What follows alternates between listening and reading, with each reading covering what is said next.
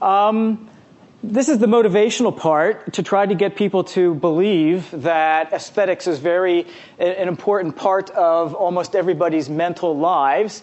It's most obviously related to our perception and appreciation of the fine arts. So painting, photography, these are photographs actually by the famous black and white photographer Me. One of the reasons I got into this stuff is because, in fact, I'm a photographer. And I want to understand why it is I like the pictures I like, why I take the pictures I take, and how those things might be understood in a scientific way. Sculpture, of course, over the ages, and architecture, not exactly a fine art, but one where everybody takes it for granted that aesthetics is part of what makes great architecture great. But there's lots of other places where aesthetics is important in what we do, how we spend money, where we like to spend our time. We go to see movies when they're particularly aesthetically appealing movies. We pick out our clothes because we think that they are aesthetically appealing, at least on us. We spend enormous amounts of money trying to find things that will produce aesthetically appealing presentations to the world. In industrial design, there are certain designs that are generally acknowledged to be particularly appealing aesthetically. Even where we go on vacations is very often driven by just how beautiful it is.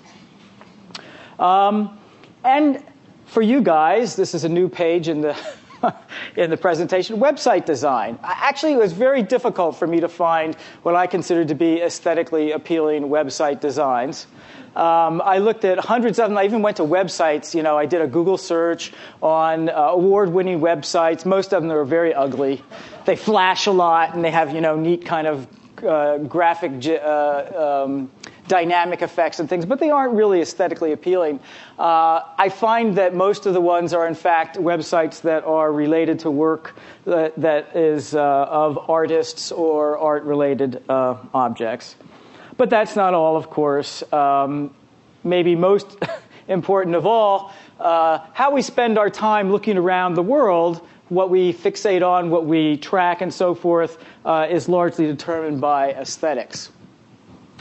Now, I want to warn you that I don't mean that aesthetics is the same thing as art. In fact, it turns out that an awful lot of the things that people find aesthetically appealing, many of which I've just alluded to, are in fact not art. I mean, art is restricted to things that are man-made and usually that are intentionally designed and created to be art, but there's all sorts of things to which we have positive aesthetic experiences that are not art.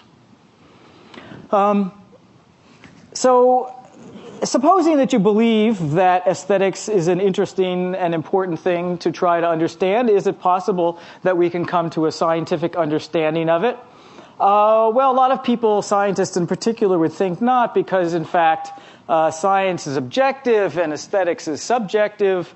Science is lawful, aesthetics is whimsical, science is clear-cut, aesthetics is fuzzy. I don't have that on the slide, and we have all of these sort of aphorisms like there's no accounting for taste, beauty's in the mind of the beholder, all of which seems to imply that there's no such thing or there can't be any such thing as a science of aesthetics, but I want to convince you that that's not the case.